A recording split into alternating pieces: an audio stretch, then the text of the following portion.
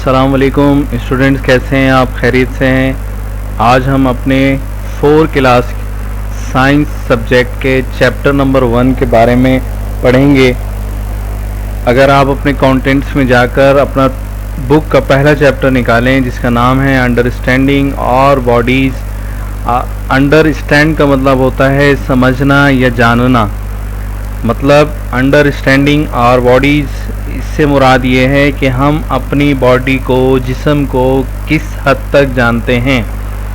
اگر آپ بغور مطالعہ کریں، یعنی اپنے جسم کو جانچیں، دیکھیں، سمجھیں، تو آپ کو کچھ یہ چیزیں نظر آئیں گی جن میں بونز، ہڈیاں، مسلز، پٹھے، لنگس، پھیپھڑے، ہارٹ، دل، اسٹمک، معدہ، آئی، آنکھ، ایئر، کان، یہ جسم کے وہ تمام حصے ہیں جو ہمیں نظر بھی آتے ہیں اور یہ ہمارے لیے انتہائی اہم کام سر انجام دیتے ہیں۔ بہرحال اگر ہم اب بات کریں اپنے جسم کی، تو باڈی کی، تو یہ ایک شاندار مشین ہے جو مختلف حصوں کے کمبینیشن یعنی ملاپ سے ایک ساتھ کام کرنے سے کام کرتی ہے۔ یعنی ہمارا جسم ایک اس طرح کی مشین ہے جس میں مختلف حصے شامل ہیں جو ایک ساتھ کام کر رہے ہیں۔ ان حصوں کو کام کرنے کے لیے خاص قسم کی توانائی کی ضرورت ہوتی ہے، اور یہ توانائی ہمارا جسم 2 صورتوں میں حاصل کرتا ہے۔ پہلی خوراک، دوسری آکسیجن۔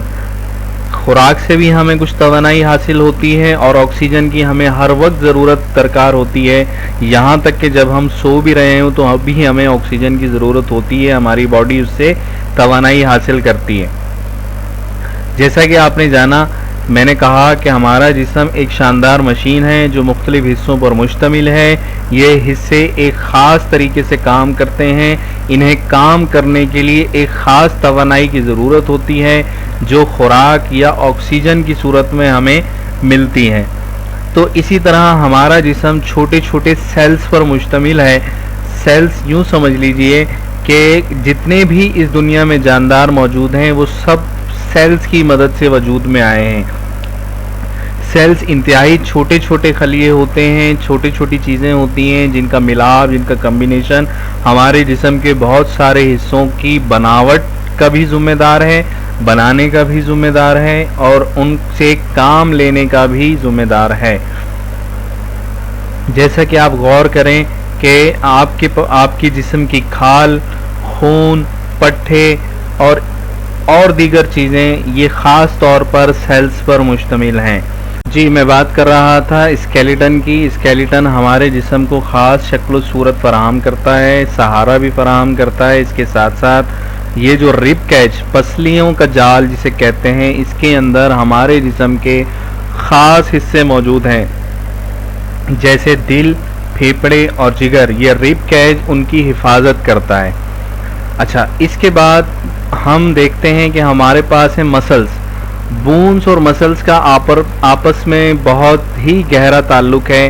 بونز مسلز کے بغیر اور مسلز بونز کے بغیر کچھ بھی کام نہیں کر سکتے۔ تو لہٰذا اگر آپ اس ڈائیگرام کے بعد یہ والی ڈائیگرام دیکھیں کہ جس میں ہمیں یہ ریڈ کلر کی جتنی بھی چیزیں نظر آ رہی ہیں یہ ہمارے مسلز ہیں، مطلب یہ سارا گوشت ہماری ہڈیوں کے اوپر چڑھا ہوا ہے، اور یہ مسلز ہڈیوں کو کھینچتے ہیں، موڑتے ہیں، یعنی اپنی من چاہی یا اپنی ضرورت کے مطابق ہم اپنی ہڈیوں کو حرکت دے سکتے ہیں۔ تو مسلز کے بارے میں یہی جان لیجئے کہ مسلز ہمارے جسم میں جو ہیں تقریباً 600 کے قریب جو ہیں ہمارے پاس، یا اس سے بھی زیادہ مسلز موجود ہیں۔ یہ مسلز کیا کرتے ہیں؟ پہلی بات تو ہڈیوں کو حرکت دینے میں مدد کرتے ہیں۔ دوسرا، یہ مسلز خاص خوراک کو بھی ہضم کرنے میں بھی مدد دیتے ہیں۔ اسی طرح یہی مسلز ہمارے جسم میں دوران خون، یعنی جو خون ہماری نسوں میں چل رہا ہے، یہ بھی ان مسلز کی ہی مدد سے چل رہا ہے۔ اگر مسلز کی بناوٹ کی بات کی جائے تو مسلز ایک طرح کے سافٹ ٹیشوز ہوتے ہیں مگر بہت ہی جاندار۔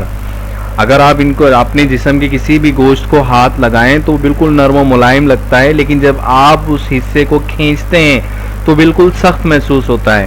اس سے مراد یہی ہے کہ ہمارے مسلز جو ہیں بہت ہی نرم ٹیشو ہیں، لیکن جب ہمیں ان کی ضرورت ہوتی ہے تو یہ انتہائی مضبوطی سے کام کرتے ہیں، جس کی وجہ سے ہم اپنے جسم کو حرکت دینے کے قابل ہو پاتے ہیں۔